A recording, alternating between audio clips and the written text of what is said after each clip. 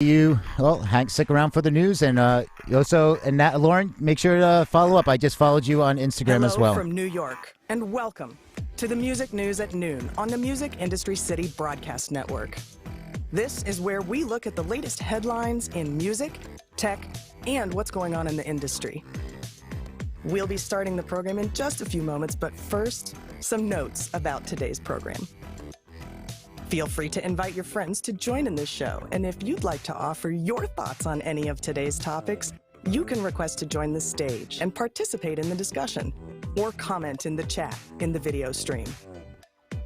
You can find all of today's headlines on our website, musicindustrycity.com. Just head to the latest Music News at Noon post to see all the articles we reference during today's broadcast. You can also register for free to get unlimited access to all the articles, news, and events in the city. And you may also watch us live on the video stream right from the website or on the Music Industry City YouTube channel. All right, is everybody ready? We begin our countdown right now.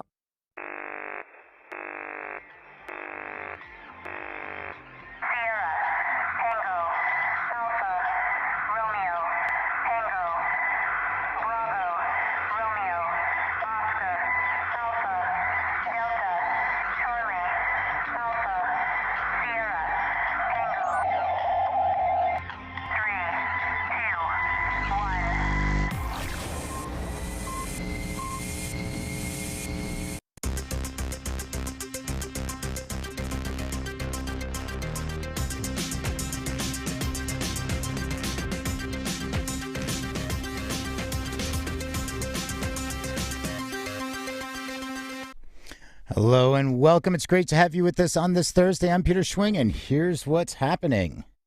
Free social and video account for 45% of all music consumption, according to a new report. Concord is exploring a $4 billion sale. ROCKI launches a $1 million $1,001 artist relief fund. There is a new social network coming. Twist testing out new features, plus our daily Spotify update. Those stories are coming up, but first, let's take a look at this day in history. All right, this day in history is where we honor those who have passed, those who were born on this day, and some interesting tidbits that has happened in the industry throughout the years. On this day, October 21st in 2006, American musician, singer, songwriter, and drummer Sandy West died. He was a founding member of Joan Jett of all-girl group The Runaways, hailed by fans and critics alike to be one of the most groundbreaking drummers in rock and roll history. On October 2013, Sid Bernstein, the concert promoter who staged early U.S. shows by the Beatles and the Rolling Stones, died at the age of 95. He booked the Beatles for their legendary show at Shea Stadium in New York in 1965, which was the first concert to be staged in a stadium.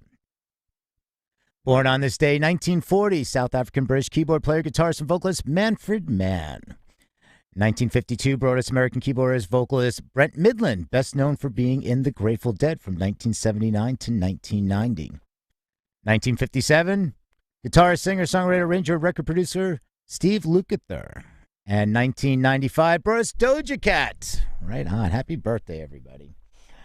All right, some interesting tidbits. In 1995, Green Day singer Billy Joe was arrested and fined $141 after mooning the audience during a gig in Milwaukee. In October of 2007, Kid Rock and 5 members of his entourage were arrested after an argument with a man escalated into a fight in a restaurant in Atlanta, Georgia. Kid Rock's tour bus was pulled over by police after it left the scene. Rock was released after posting a $1,000 bail. Probably wasn't happy about that, but it's not too much money for him. All right, to set the stage for a discussion, we provide informed perspectives and commentary on current headlines. If you'd like to offer your thoughts on one of today's topics, you can request to join the stage.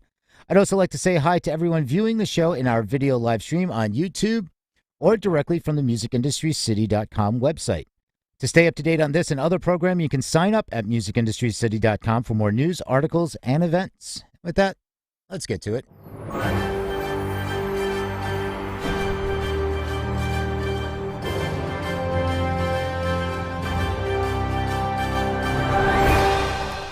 And this first piece is from Complete Music Update.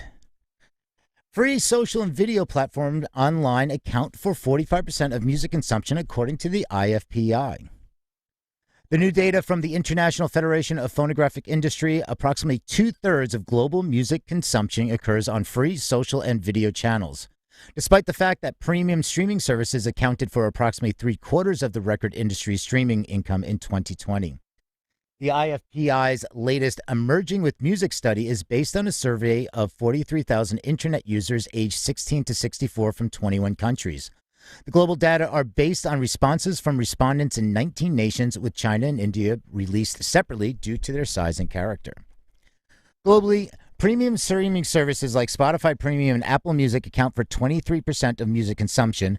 9% are free streaming services like Spotify. Social media accounts for 3% of consumption, while TikTok-style short-form video accounts for 11%.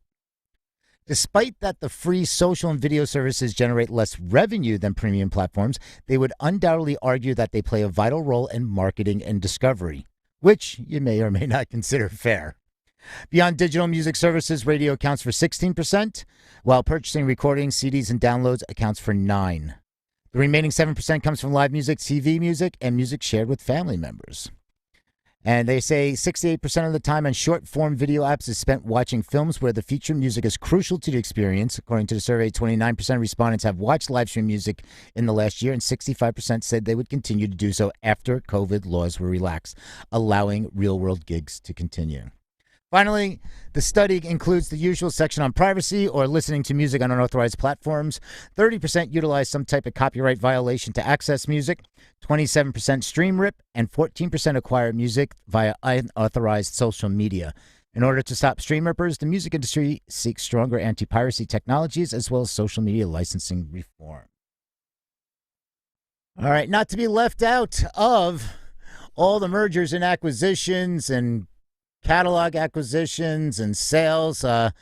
Concord wants to get this sticking their toe in the water. They're reportedly exploring a sale of potential $4 billion valuation. This comes at this being the season for the multi-billion-dollar music acquisitions. Perhaps it should come as no surprise that Concord is eyeing this up. Billboard reported that the company is exploring a sale, a deal that would likely top $4 billion if the full company were to trade. This is based on a business that generates $500 million in annual revenue, about $200 million from recorded music, $200 million from music publishing, and $100 million from a theatrical arm. Who would buy is the question. Universal Music Group and Sony Music are flagged as potentially interested, but probably hamstrung by regulatory concerns, leaving Warner Music and BMG as stronger possible buyers. However, investment firms KKR, Blackstone, and Apollo Global Management are also tipped as potential entrants into any bidding war for Concord, and if and when it decides to sell. All right, we're going to talk about $1,001. This is from Digital Music News. ROCKI launches $1,001 artist relief fund for artists impacted by the COVID-19 pandemic. ROCKI, together with an additional support from 1001 Tracklist, have just launched a $1,001 artist relief fund benefiting artists. Following the 1001 Tracklist commitment to the Future of Dance initiative, the fund is reserving at least 50% for artists that are traditionally underrepresented, including female, LGBTQA+, and BIPOC artists, by helping empower these people from all corners of the globe to shine on the biggest stages and dance floors. They continue to uphold the pillars of the dance community: culture, love, unity, and diversity, is what they say. The Artist Relief Fund, which any independent musician can apply for until the end of 2021, is the brainchild of ROCKI founder CEO Bjorn Nichols, the serial music technology entrepreneur, and he has been a champion of positive change within the music industry for decades. He goes on to say, setting up this artist release fund has been a passion project of mine. The pandemic has seriously impacted an overwhelming amount of artist friends from around the world. They lost out on the live events that provide principal source of income, often as much as 95% of their total earnings. He believes this new initiative will help even the traditionally underrepresented minorities play a crucial role in shaping tomorrow's music scene. All right, let's head over to some live music talk. Travis Tritt. All right, this is from Digital Music News. Well, Travis Tritt cancels all shows with vaccine testing or mask mandates. The country artist made an announcement on his website sharing which shows are impacted. 4 upcoming tour dates have been canceled due to venues requiring mask mandates and proof of vaccination or negative COVID tests.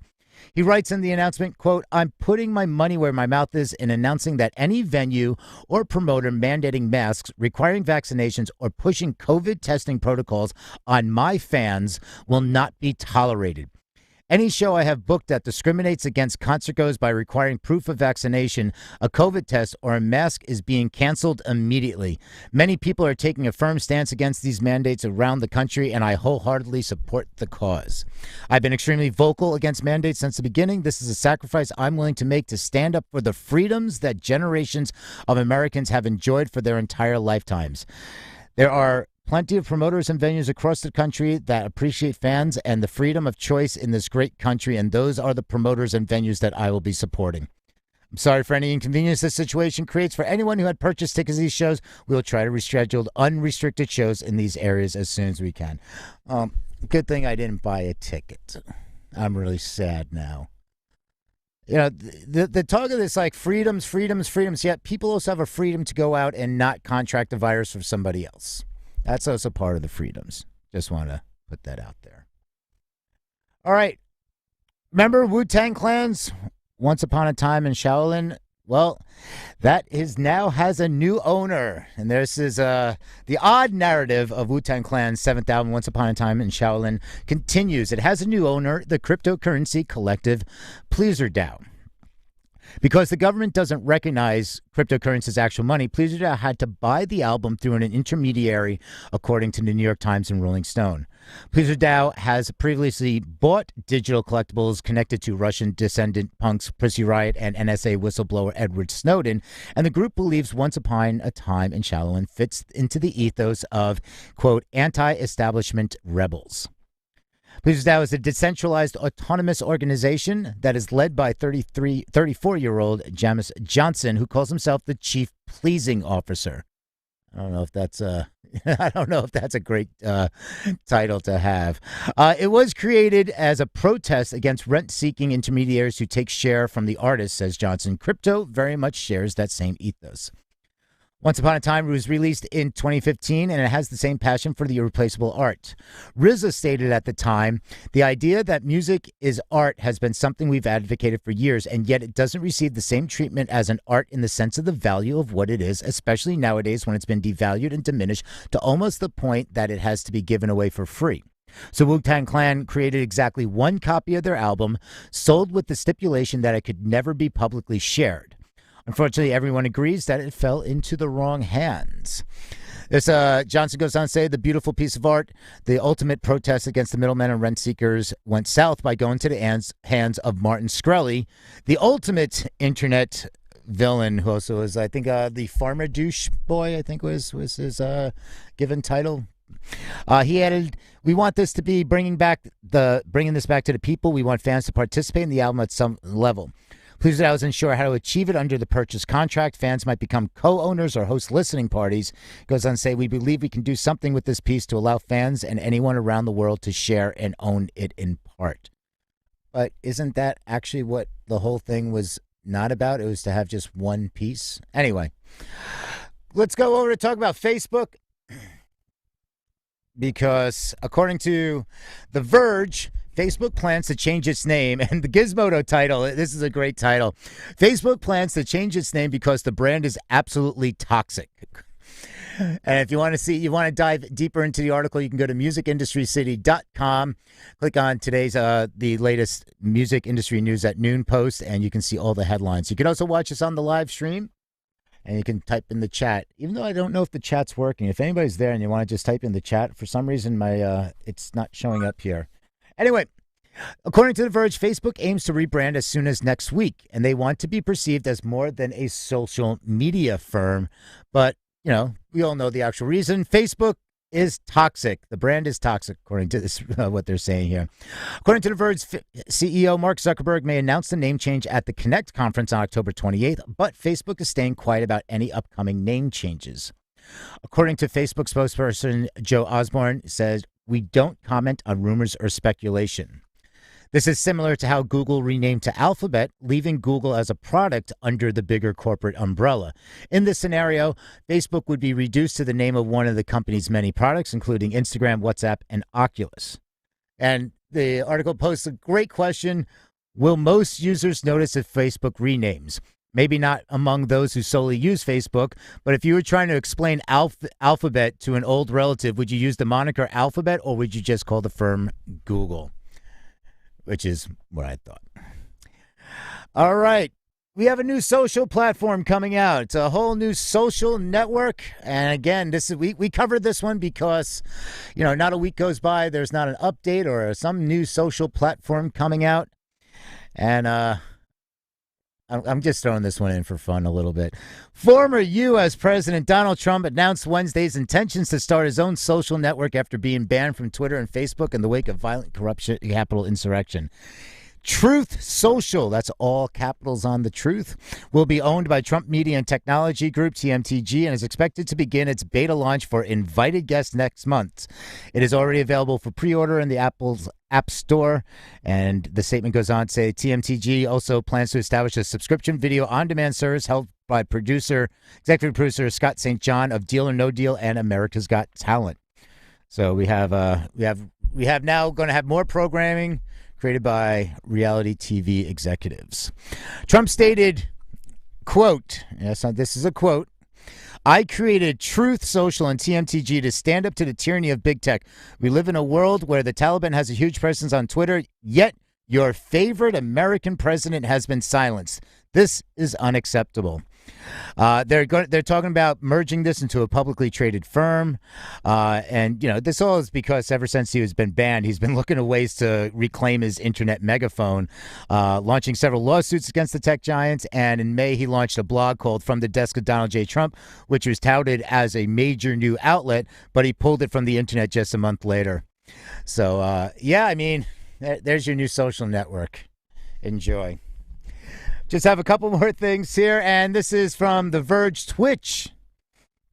I still feel bad about reading that. I almost wanted to press the Rickroll button.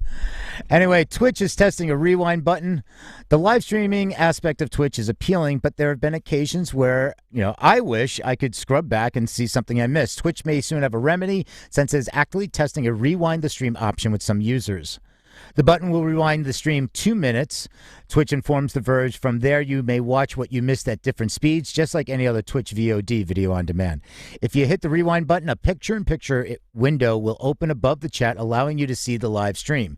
You can't utilize the rewind button if a streamer doesn't allow VODs, and Twitch said the rewind button test will soon be extended to a fifth of their viewers.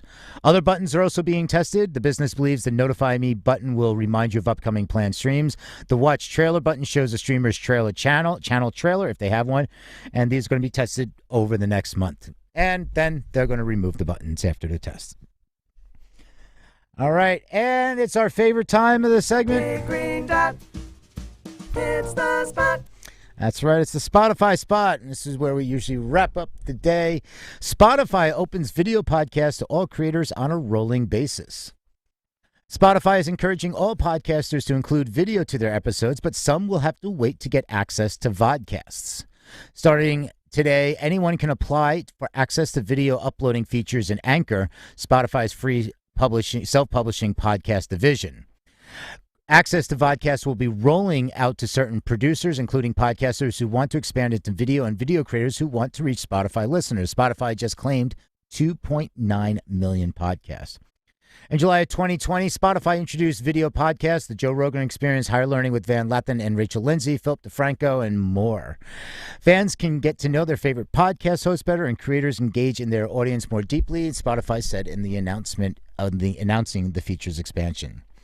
Spotify also said users desire the opportunity to switch between audio only and video depending on what they're doing. Videos may be viewed in full screen on the Spotify mobile app, and audio only podcasts can be switched at any moment. This includes Spotify's desktop software, web player, and most smart TVs and gaming consoles.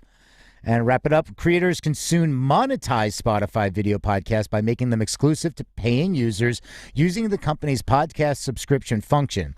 Anchor said it's recently announced automated tabs automated ads will begin rolling out to chosen producers in the coming months.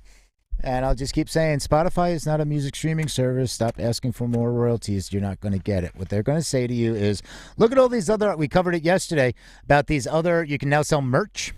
So you can sell merch, and there Spotify is going to say, hey, well, you can make money selling merch on our platform. We have this many million active users, and we're giving you insights, and you can also sell tickets and now video. It's like, watch what happens with video in the next year. I'm just saying this. Watch what happens on video. Video exists on Spotify. We just don't talk about it because it's not being, it's not their big marketing push right now. Podcasts, it's an entertainment platform. That's what Spotify is. It's no longer a music streaming platform.